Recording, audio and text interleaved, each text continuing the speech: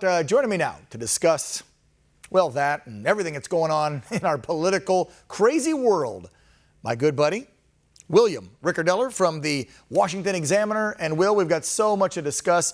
We were just showing some video of what happened in New York over the weekend to our friend Rudy Giuliani as he tried to drive through for a Trump event.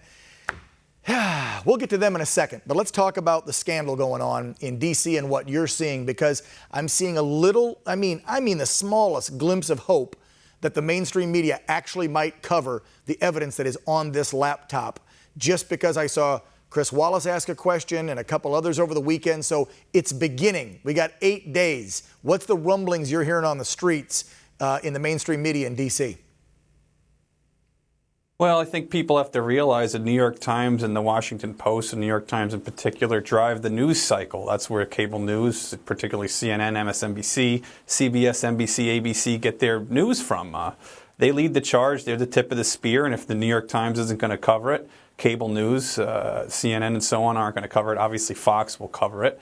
But that's where they take their cues from. They don't want to talk about it. The New York Times is probably the largest driver of propaganda in the country. I don't say that lightly. I'm a journalist. They give journalism a bad name. They reported for several years, or 3 years is it now, on the Russia conspiracy theory. There wasn't a shred of evidence to back that up. I knew that 3 years ago in the summer of 2017 when I wrote articles saying this exact stuff, that there's not a single shred of evidence. The New York Times actually admitted it in the summer of 2016. Then they flipped the switch shortly after Comey and his intelligence briefing to the president attached an addendum about the dossier, and it leaked. And then all of a sudden it seemed to have become true to them and not just a conspiracy theory. So this is really about the New York Times, the Washington Post driving a propaganda news cycle. It's a shame because there's so much there. And unfortunately, a lot of Americans just read headlines. I know they're busy. We're in the middle of a crisis. Their families are in the middle of crises with a financial crisis, I'm sure, some with health crises, so they don't have time to read the full reports. But it's really, I'll tell you, so damaging and such a disservice these mainstream papers and networks are doing to the American people by not giving them the information. And Will, so let's review, because I'm sure you've seen what I've seen. You maybe have seen more than I've seen. But I've paid attention to what OAN has been doing, working with Rudy and getting these emails out there. Now the videos are out. And we heard from Bobulinski, the former business partner, last week to Hunter Biden, that in fact the big guy is Joe Biden. I mean, is there anything else I'm missing besides the emails saying that Joe was involved, taking some of his money and meeting people, stuff that was not on the schedule, obviously, but meetings did happen, from the friend confirming it and business partner, from people on the email chains confirming those emails were real, from the board of Burisma, yep, there was one of them that said, that's me, I was on that email chain, to now the really nasty pornos that we've seen from Hunter, which could, again, compromise the Biden family if he were to become president. Did I miss anything? No, I mean, that's pretty much it. I think some of this we knew during the Ukrainian impeachment trial, when some of this stuff surfaced at the beginning, that Hunter was on the boards of these companies in China and Ukraine and had no knowledge of gasoline or anything else, but was getting paid exorbitant amounts of money to the tune of millions overall. He was being paid monthly.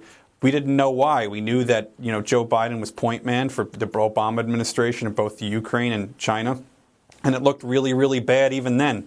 Didn't seem that any journalists wanted to look into it. The New York Times has a few hundred investigative journalists. So does the Washington Post. I guarantee you they didn't assign one person to this story. Rudy Giuliani had to go do it by the looks of it. This laptop, the Biden campaign hasn't denied that it's real. No one's asked them a direct question if these emails are real. It doesn't seem that they're denying them. They have one person who was on the email chain who was a business associate who's willing to corroborate them. Look, this looks politically very, very bad. There's no way to cut it. If these emails come out and they are corroborated, the FBI will likely do that sometime within the next few months. It probably won't happen before the election. But if these are corroborated, it looks very bad. Look, there's no smoking gun in these. There is no thing saying, or documents showing that Hunter gave money to Joe Biden. There's no smoking gun as of yet. That doesn't mean there isn't going to be one. Right. Yeah, they were smarter than that. That's why they means said that the big obviously guy they know and better. H this Right. and because they knew what they were doing was wrong. But, so we got to cover our asses. Right. So let's use words like H needs this and big guy needs that and meeting here with pops or whatever. hello, I get that it's not the smoking gun, but we don't have to be rocket scientists to figure this one out, Will. We know how D.C. works. People getting paid $91,000 as a senator when he was a senator and $230,000 as a VP don't have 4 or 5 big mansions and estates and worth $50 million or whatever he's worth now by that salary. I don't care how you slice it. There are backdoor deals, and now Americans are finally waking up to it. They kind of did in 2016. I hope to God they've woken up now, because you heard what one of the biggest Google searches was over the weekend, right? How to change my vote. Yeah. I have a feeling a lot of people are going to wake up with voter regret. No, and that's important. Look, there's far more evidence to show that there's something untoward happening in the Obama administration with Joe Biden and his appointment in Ukraine and China with his son's business dealings than there ever was for Russian collusion. I want to repeat this. There was not a single solitary speck of evidence that Donald Trump colluded with Russia. This was orchestrated by the Obama-Biden presidency to start an investigation in order to spy. That's correct. They spied, AG Barr said as much, on the Trump campaign. It doesn't matter what Lindsay Stahl said. She's a fake journalist. There's so many fake journalists.